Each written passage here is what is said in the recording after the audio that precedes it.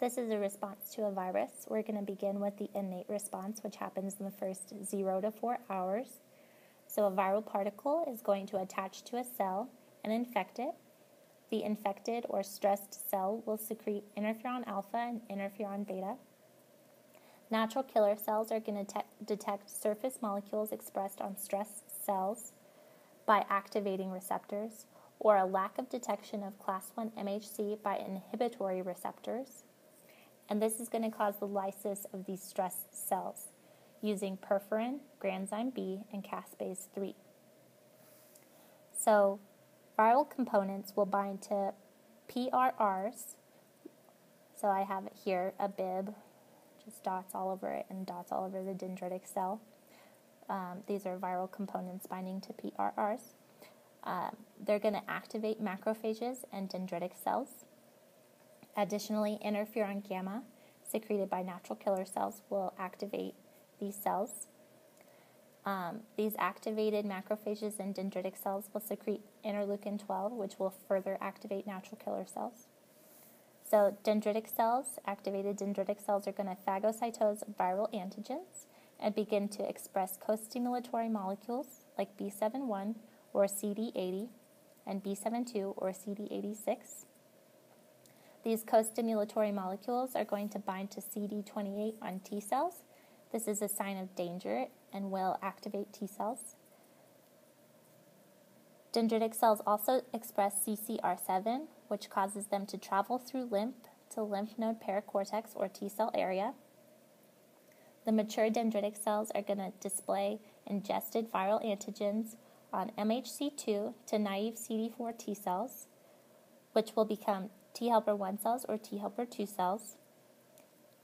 Interferon gamma is going to cause naive CD4 T cells to become T helper 1 cells.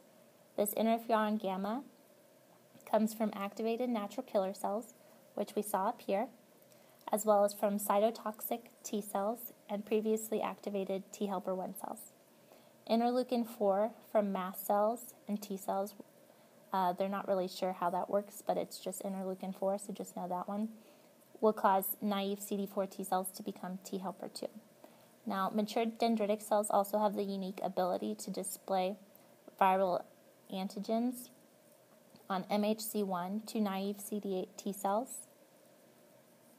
T helper 1 is going to help activate these naive CD8 T cells to become cytotoxic T leukocytes or cytotoxic T cells, which will then travel through the blood to sites of viral infection. These stressed cells or infected cells are displaying viral peptides on MHC1, and the cytotoxic T cells will use perforin, granzyme B, and caspase 3 to induce apoptosis. Viral antigens will then travel through lymph to lymph nodes, where they will bind to B cell receptors, and receptor-mediated endocytosis will occur. The viral antigen will be processed into a peptide, and the peptide will be displayed on MHC2 to a T helper cell. This activated T helper cell is no longer expressing CCR, which is why it's not in the T cell area. It moved away from the T cell area to the lymph follicle. So the T helper cell is going to secrete cytokines that will cause the B cells to switch from IgM to other isotypes. Additionally, CD40 interacting with CD40L or CD40 ligand will cause the B cells to switch from IgM to other isotypes, which neutralize viruses. And B cells will become plasma cells that will secrete antibodies into the blood. These antibodies will bind particles, preventing them from infecting cells, and bind viral proteins on infected cell surfaces. Hopefully this helped you guys.